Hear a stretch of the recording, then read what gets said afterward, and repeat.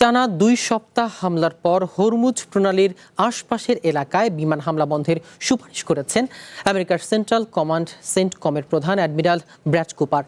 American সংবাদ মাধ্যম এক্সিওসের এক প্রতিবেদনে উঠে এসেছে এই চাঞ্চল্যকর তথ্য।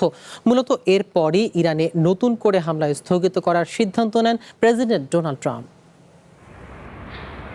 ইরানে হামলা বন্ধে প্রেসিডেন্ট ট্রাম্পের সিদ্ধান্তের নেপথ্যের কারণ প্রকাশ করেছে আমেরিকার সংবাদ মাধ্যম অ্যাক্সিওস। একাধিক সূত্রের বরাত দিয়ে তারা জানিয়েছে, ইউএস সেন্ট্রাল কমান্ড সেন্টকম প্রধান অ্যাডমিরাল ব্র্যাড কুপার পেন্টাগন ও হোয়াইট হাউসকে বিমান হামলা বন্ধের পরামর্শ দেন। তার মতে, টানা 2 সপ্তাহের বোমাবর্ষণে হরমুজ প্রণালীতে জাহাজে হামলা চালানোর ইরানি সক্ষমতা বহুলাংশে ধ্বংস করা হয়েছে এবং নির্ধারিত লক্ষ্যবস্তুগুলো প্রায় শেষ হয়ে এসেছে।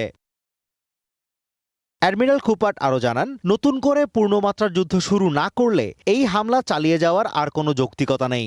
সামরিক শক্তির সীমা এবং বিমান হামলার কার্যকারিতা নিয়ে কুপারের এমন মূল্যায়নের পরই ট্রাম্প তার অবস্থান পরিবর্তন করেন। যদিও ট্রাম্পের আগের পরিকল্পনা ছিল ইরানে বড় ধরনের সামরিক অভিযান চালানো, কিন্তু বৃহস্পতিবার রাতে হঠাৎ করেই সেই অবস্থান থেকে সরে আসেন তিনি।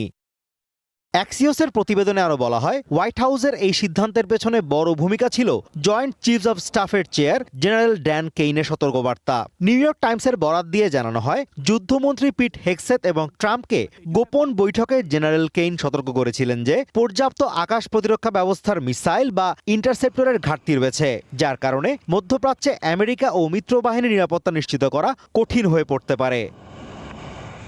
এদিকে হামলা সাময়িক বন্ধ থাকলেও কূটনৈতিক তৎপরতা চালিয়ে যাচ্ছে আমেরিকা ও Iran.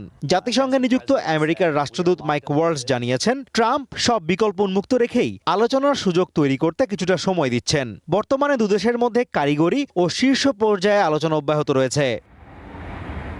Azimur Rashid Kanak, one international desk.